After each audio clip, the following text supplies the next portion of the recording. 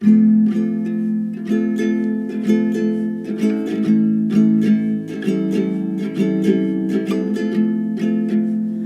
those on high, we've got to let you go for open mind.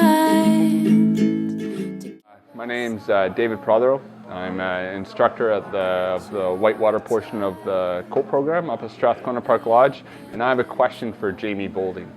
Now, Jamie, you've been involved in the paddling scene for a long time, and I wanted to get your opinion of what do you think of boat design from the time when you first started paddling to what has happened to kayaks at this point in sort of the whitewater era.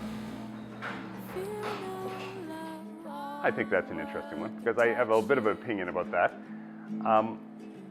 Boat design is pretty cool today. They do all sorts of things, but they become very specialized, which works well in the particular medium there. You know, if you have a very short flat-held boat, you can bounce along and surf a wave, and you know, they're stable and can do all sorts of things. And creek boats are very ideal for bouncing, pinballing down creeks. But when I learned to paddle, almost all whitewater kayaks, what Dave's interest is, were somewhat related to the original slalom kayaking, so from whitewater racing.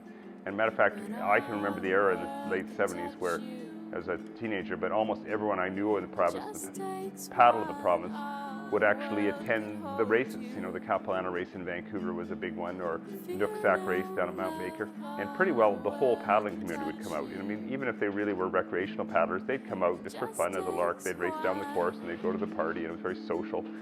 But the style of boat at that time was designed for slalom boating. So they were, you know, there was rules that boats had to be a certain width and a certain length. So all of those, be it that they were low volume, sleek Kevlar race boats, or recreational boats, which were higher volume and just older designs, they were all the same dimension, which, you know, does limit versatility. But what it did do is actually we all paddle a certain style of boat that had a premium on stroke skills and much more momentum. So the boats were much faster.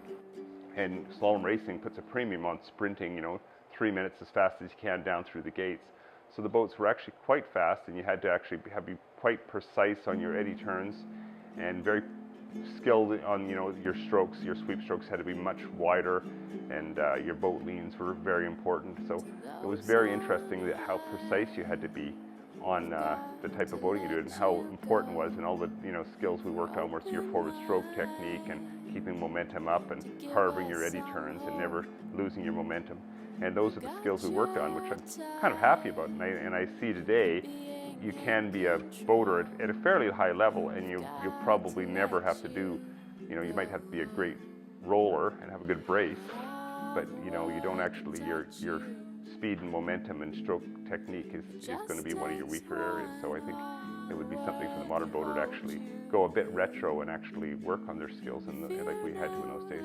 The other interesting thing is how incredibly fragile the old canoes and kayaks for whitewater paddling. We did a lot of boat repair, and you had to be much more conscious. You know, certainly half the stuff that is run today, you know, it wouldn't be fun, or no one would want to do it because it would be too much work to actually fix up the boats after actually going down a rocky thing and bouncing off things. So you know, it's very different that way.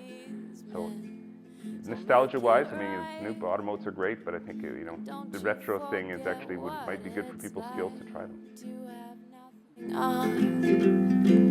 Your mind hold you.